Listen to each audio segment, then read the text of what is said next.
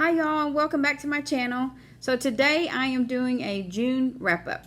So I wanted to do this a little bit different, but I don't have all the books because some of them were books that I e-read from the library.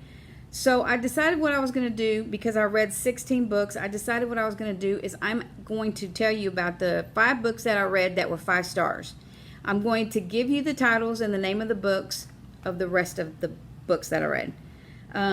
This Won't End Well by Camille Pagan, The Empty Nester by Carolyn Brown, The Waiting Room by Emily Bleek, Woman Last Seen in Her 30s by Camille Pagan, The Promise by Teresa Driscoll. I like Camille Pagan, so that's why you'll catch a few of her books that I've read, several of them. They're good, they just weren't books that were moving for me, so I didn't score them a 5. I did not finish Follow Me by Charlotte Duckworth. Put the book away. I closed it. It was boring. Behind Closed Doors by B.A. Parrish. Demi Moore Inside Out by Demi Moore. The Mother-in-Law by Sally Hempworth. I'm Not Your Perfect Mexican Daughter by Ericka Sanchez. Watching You by You-Lisa Jewell. The Great Gatsby by F. Scott Fitzgerald. The Silent Patient by Alex Michealides. Pretty Things by Janelle Brown. The Vanishing Act by Britt Bennet. Sorry about that. Somebody's Daughter by David Bell. Quiet Girl, Brave Girl, Quiet Girl by Catherine Ryan Hyde. Sorry, I can't talk. And Next Year in Havana by Chanel Clayton. So, those were the books that I read. The books that I scored a 5 were I'm Not Your Perfect Mexican Daughter, Behind Closed Doors, The Silent Patient, Brave Girl, Quiet Girl, and Watching You. I do not have a copy of I'm Not Your Perfect Mexican Daughter. I actually loaned that out to my sister. Give me 1 second. I'll show you what it looks like. 1 second. This is I'm Not Your Perfect Mexican Daughter. This book was about Julia, who was a teen at the time. This is actually a YA book. She was a teen at the time, and her sister dies. Her sister's name is O. And when she dies, Julia feels like there's just something more to who she was. Her sister was the perfect Mexican daughter. And now that Julia is the only daughter, she goes through her teen years trying to figure out why her parents don't like her, why she can't make her parents happy. This book was really good because it referenced a lot of the way Mexican moms are. They're strict. They think you're doing things that you're not supposed to be doing, and you're not doing them. Some moms do. Anyway, I really enjoyed this book, and I scored it a 5. It's an easy read. It's short.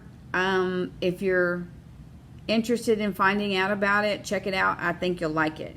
The next one I read was a suspense book, and it is Behind Closed Doors by B.A. Parrish. This book was crazy.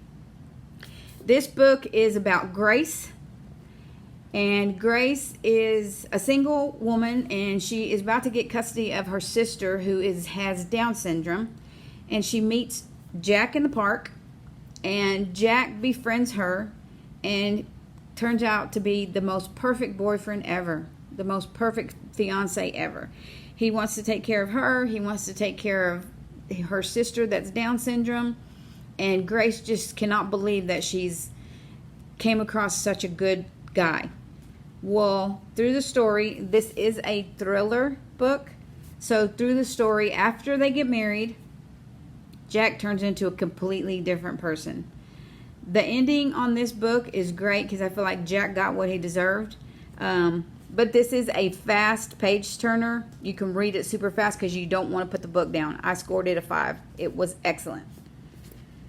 Let's see. The next book was The Silent Patient, and I don't have that book either because I checked it out from the library. Let me see. The Silent Patient was also a thriller. And it is about a girl who is an artist. And this book was crazy because when you read it and you get to the end, you feel like you got to reread. Now the end makes sense. Like, why was she doing the things that she was doing? So I don't want to say any more than that because I could easily give the book away. It is a page turner as well. You can read it super fast because you don't want to put it down. The author of the book writes great. The ending, like I said, is crazy and it's going to blow your mind. So if you're interested in that, pick that book up. I thoroughly enjoyed it and scored it a 5-star book. The next book was Brave Girl, Quiet Girl, and this was an audible that I read, and this is by Catherine Ryan Hyde. And this book was about a girl who was homeless and another woman. Her car was jacked, and when it was jacked or robbed, she had her baby in the back seat of the car. So the baby gets dumped, thrown out of the car, and this homeless girl finds the baby on the side of the road, still locked up in her car seat. So it's late at night. They live on a horrible side of town on the streets. So she unbuckles the baby, takes the car seat, and takes the baby back to her cardboard box that she's living in, basically.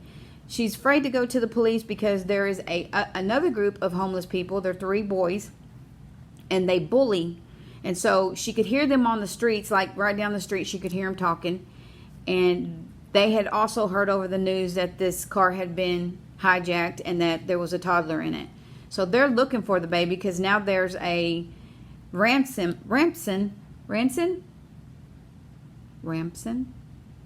Anyway, there's money for the child.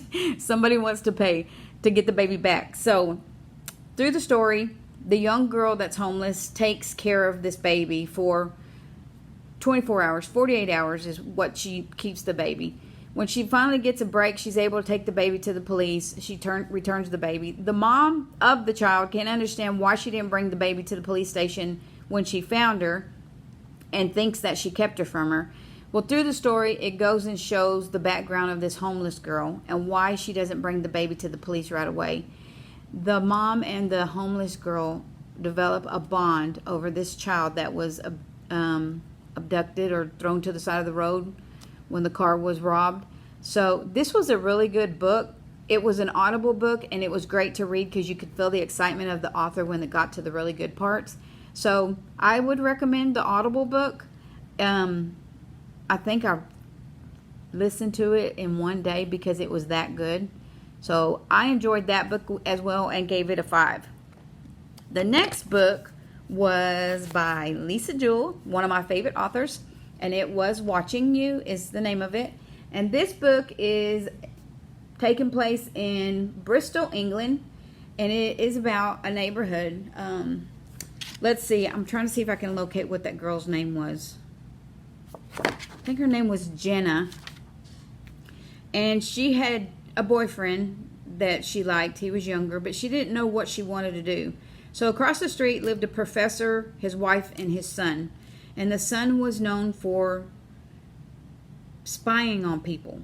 So he took notes on them. He wrote down what they were doing. So he was kind of like the nosy person of the neighborhood, except he wasn't really taking notice of these people to tell on them. He was taking notice of them to kind of get to know them because he was awkward and shy. So anyway, Jenna develops a relationship with this young man's dad, who is a professor at a college, and there becomes a background story about the professor. This is also a suspense book, kind of like a whodunit. The ending is crazy. You will not believe whodunit. It was a great book. I scored it a 5. Lisa Jewell's books never disappoint me. I love them. I don't think I've read any of her books that I have been disappointed by. So there you have it. I'm Not Your Perfect Mexican Daughter by Ericka Sanchez, Behind Closed Doors by B.A. Paris, Brave Girl, Quiet Girl by Catherine Ryan Hyatt, and Watching You by Lisa Jewell. So if you want a list and name of the other authors, I will list it down below in the comment section. If you have any questions about this, I will figure out how to do a wrap up at the end of the month of July because I've already read a lot of books for July, so that I have the books and I'm able to show you what they are. I do a lot of e-reads because I can get them from the library and they're free, but if I like the book, I will purchase it. I don't need to buy any more books. I have plenty, but if I like the book, I will purchase it because if I really like the book, I will reread it at some point. I hope this video finds you you in good health today.